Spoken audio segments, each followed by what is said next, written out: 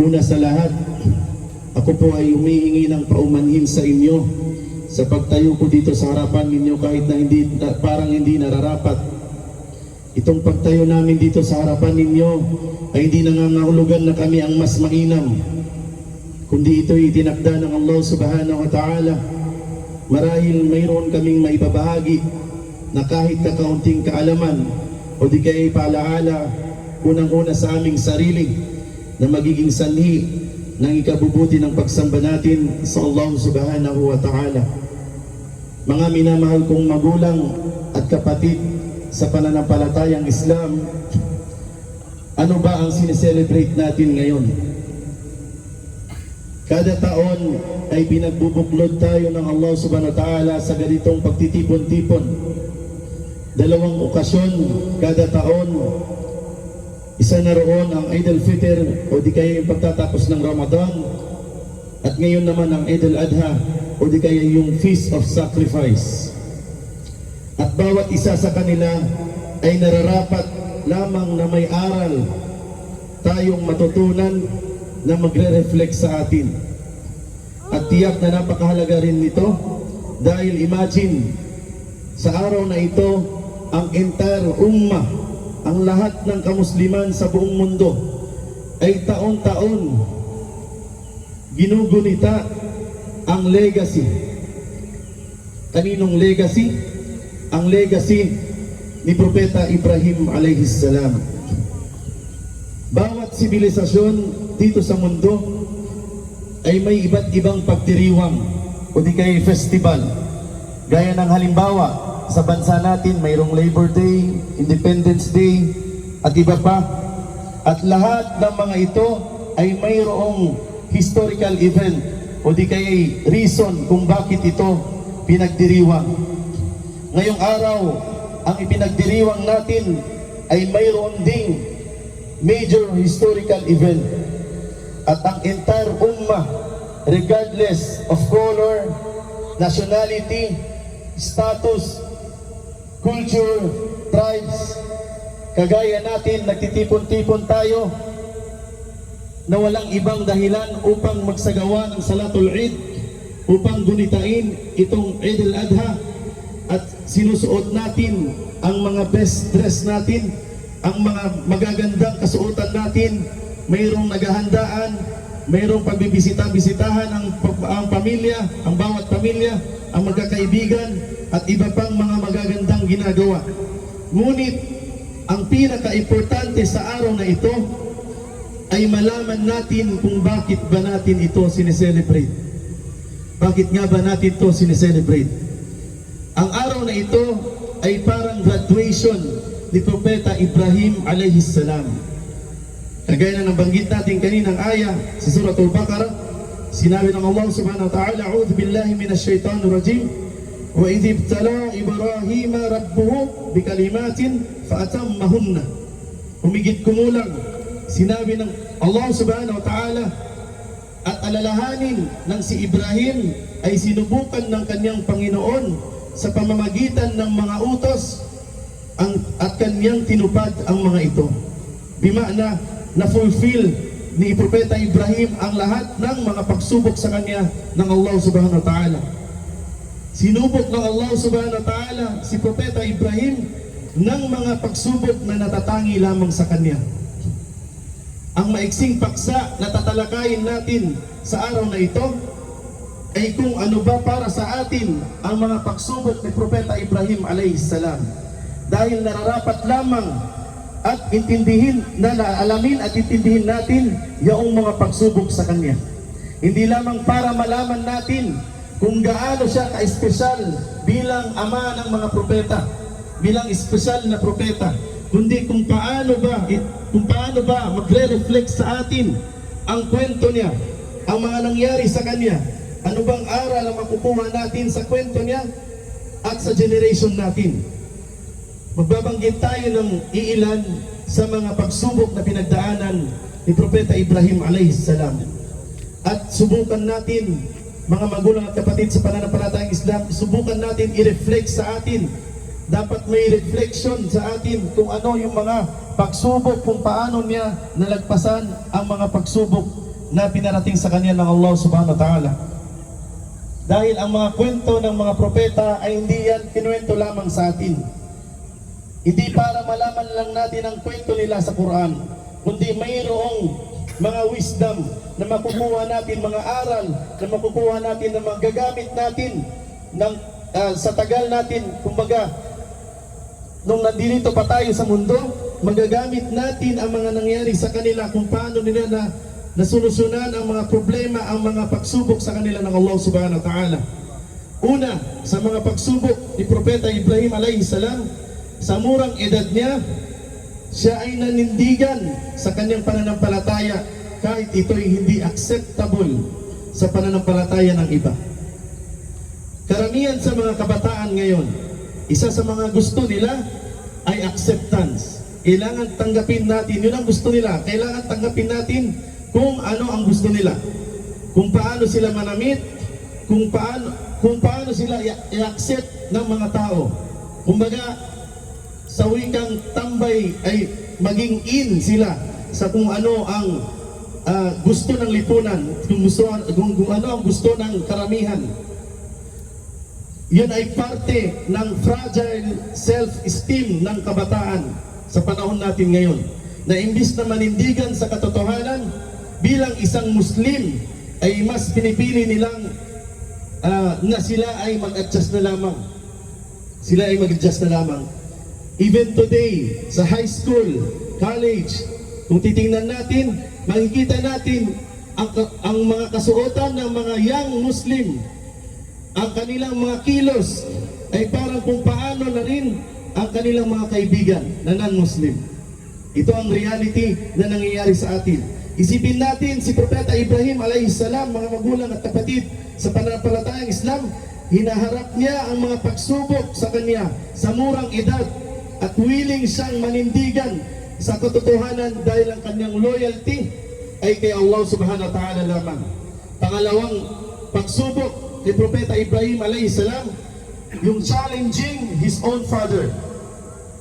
Sa kwentong ito ay alam natin ang kanyang ama ay salungat sa kanyang pananampalataya. Ngunit mahal siya ng kanyang ama at mahal niya rin ang kanyang ama. At ang kanyang ama rin ang nagparati sa kanya. At alam natin na may ganitong sitwasyon sa panahon natin ngayon, na ang magulang o di kaya ang mga nakakatanda ang mismong may maling gawain o salungat sa batas ng Islam. At mayroon sa atin na dahil sa ganitong sitwasyon ay pinipili na lamang natin na sumunod para wala na lang hidwaan. Ngunit si Propeta Ibrahim alayhi salam, hinarap niya ito at nanindigan sa katotohanan dahil ang loyalty niya ay kung ano ang tama. Sinabi sa banal na Quran, sa Suratul Nisa, sinabi ng Allah subhanahu wa ta'ala, "A'udhu billahi minash shaitanir rajim, ya ayyuhalladhina amanu kunu qawwamina bil qisti shuhada'a lillah walau ala anfusikum awil walidain wal aqrabin." Humigit kumulang, sinabi ng Allah subhanahu wa ta'ala, o kayong mga naniniwala, maging matatag kayo sa katarungan ng mga saksi alang-alang kay Allah, kahit nalaban sa inyong sarili, sa inyong magulang o sa inyong mga kamag-anak. Ganito dapat ang isang Muslim. In a nice way, kailangan panindigan niya ang dapat niyang panindigan kung ano ang batas ng Islam. Ang tinutukoy po dito ay reliyong Islam. That's yun ang legacy ng Propeta Ibrahim alayhi salam.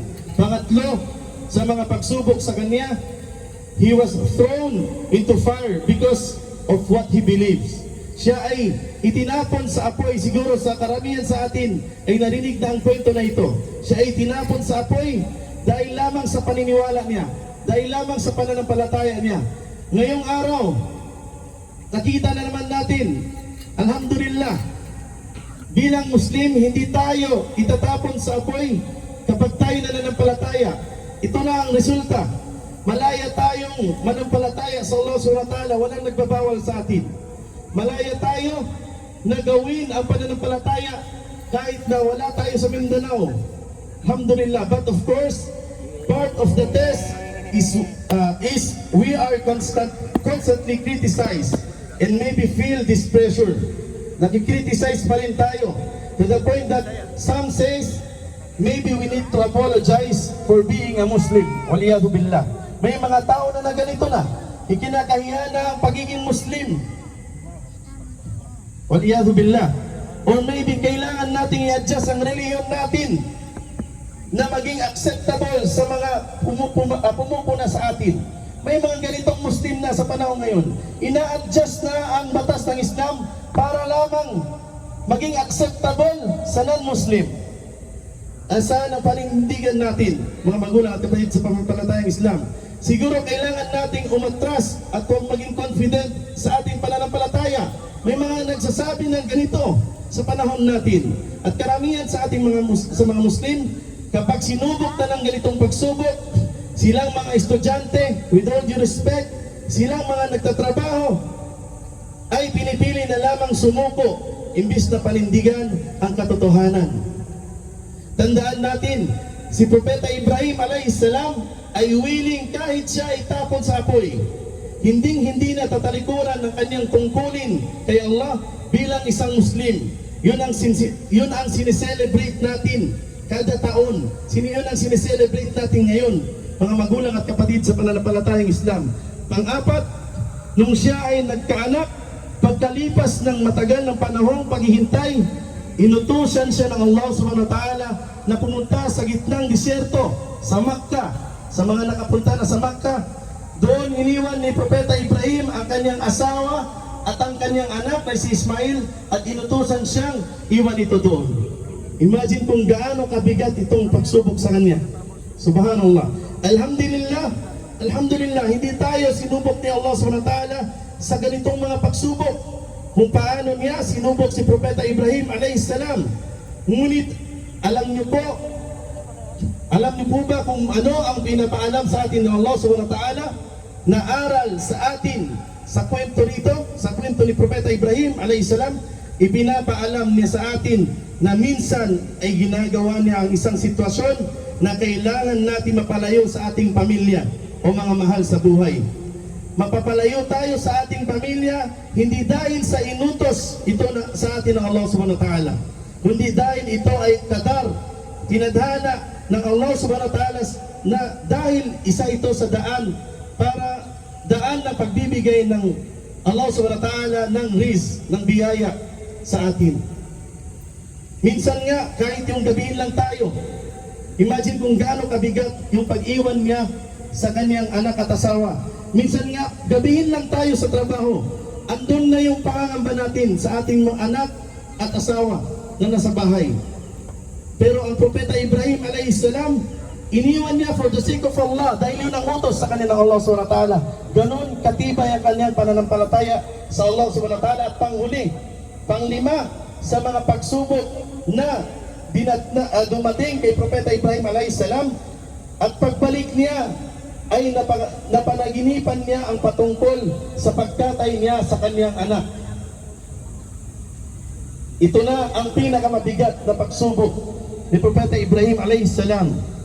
Humigit kumulang sinabi ng Allah subhanahu wa ta'ala sa banal na Quran, at nang siya ang kanyang anak ay nasa sapat na gulang, siya ay nagsabi, "O aking anak, nakita ko sa aking panaginip na ikaw ay aking kinakatay bilang alay. Kaya ano ang nasa sa loob mo?" Tinanong niya ang kanyang anak. Siya ay nagsabi, si Ismail ay nagsabi, "O aking ama, gawin mo po ang ipinag-uutos sa iyo. Inshallah, ako po ay iyong matatagpuang kabilang sa hanay ng mga matiisin." Ganito ang mga mananampalataya sa Allah subhanahu wa ta'ala. Ganito ang mga nananampalataya. Ganito ang Propeta Ibrahim alayhisalam at ang kanyang anak. Imagine, iniwan niya ang kanyang anak, sanggol pa lamang, at pagkabalik niya ay lumaki na ito. Ganon katagal niyang naiwan ang kanyang anak na si Ismail. Ganon ang pagtitiwala niya sa utos sa kanya ng Allah subhanahu wa ta'ala. Bilang isang ama, na muli mong makikita ang anak mo sa mahabang panahon, ay yun na siguro ang pinakamasayang pangyayari sa atin. Tapos ngayon, nakasama mo na siya susubukin ka ng Allah subhanahu wa ta'ala. Imagine, kung nangyari yun sa atin, kung gaano kabigat. Matagal mong hindi nakasama ang iyong anak, na iniwan mo sa gitnang disyerto. Ngayon, pagkabalik mo, nakasama mo na siya, uutusan ka na patayin ang iyong anak. Gaano kabigat yun? Siguro kung sa level ng iman natin, with all due respect, ay baka hindi natin kakayanin. Hindi natin kakayanin. Ngayon pa nga lang, with all due respect, mayroong nga mga magulang na nakakagawa pa ng kasalanan para lang ipabuhay sa kanyang anak, para ipagsustento sa kanyang anak. Which is mali. Bilang isang Muslim, dapat halal ang income, dapat halal ang pinapakain. Ganon kalayo ang pagmamahal natin sa ating mga anak. Compare kay Propeta Ibrahim a.s. At ito na ang pinakamabigat na pagsubok sa kanya, na kailangan niyang katayin, isacrifice ang kanyang anak. Kung yung malaman lang natin, minsan halimbawa, kung malaman lang natin na walang pagkain sa mga magulang dito, na mayroong pamilya na sa probinsya, o di kaya yung mga nakasubok na nag-abroad, na naiwan ng pamilya dito sa Pilipinas. Araw-araw iniisip natin na paano na ang pakakainin ng aking anak, lalo na kung hindi ka pa nakapagpadala. Imagine, kahit yung mga ganung simple lamang, mabigat din sa atin. Paano pa kung kakatayin mo ang iyong anak? Subhanallah, ganun kabigat, ganun lakas ang kanilang pananampalataya sa Allah subhanahu wa ta'ala. At kung napansin natin, mula pagkabata ay pinatibay na ng Allah subhanahu wa ta'ala ang pananampalataya niya. Isa sa mga aral na makukuha natin, kaya nga dapat mula bata pa lamang ay ang mga anak natin, i-guide na natin paano matakot sa Allah, paano gumawa ng mabubuti, paano sundin ang Islam. Katulad ni Propeta Ibrahim a.s., kaya niya nakakaya ang mga pagsubok sa kanya na pahirap ng pahirap, ay dahil sa mula pagkabata niya pa lang ay sinusubok na siya ng Allah subhanahu wa ta'ala. Tumibay na ang pananampalataya niya sa Allah subhanahu wa ta'ala. Kaya nga, ang mga anak natin, i-guide na natin mula pagkabata pa lamang. Dahil mas lumalakas ang pananampalataya natin, i-expect natin na mas lumalakas, tumitindi ang pagsubok na ibinibigay ng Allah subhanahu wa ta'ala sa atin. Dahil yun ay pagmamahal niya sa atin. Dahil gusto ng Allah subhanahu wa ta'ala na tayo magtagumpay dito sa mundo. Kaya tayo sinusubok, hindi para pahirapan. At ang pinaka-aral na makukuha natin dito, kung mapapansin natin sa lahat ng mga pagsubok ng Allah subhanahu wa ta'ala sa kanya, ay hindi rin siya pinabayaan ni Allah subhanahu wa ta'ala. At ito'y nagpapaalala sa atin na hindi tayo pababayaan ng Allah subhanahu wa ta'ala sa mga pagsubok na dinadanas natin. Kaya patibayin lang natin ang pananampalataya natin sa Kanya. Huwag tayong mag-give up kapag sinubok tayo ng Allah subhanahu wa ta'ala. Hindi yung mag-give up ka agad. Hindi yung sisisihin mo kaagad ng Allah ta'ala. Sinubukan ka lang ng ganitong bagay. Huwag tayong mag-give up dahil andyan ang tulong ng Allah ta'ala. Kung mas palalakasin natin ang pananampalataya natin sa Kanya, that's something to be happy about. That's something to celebrate. Ito yung sineselebrate natin. Tinuruan tayo ng Allah subhanahu wa ta'ala sa propeta, sa kwento ni Propeta Ibrahim, to reflect, mag-reflect sa atin kung ano ang kwento niya.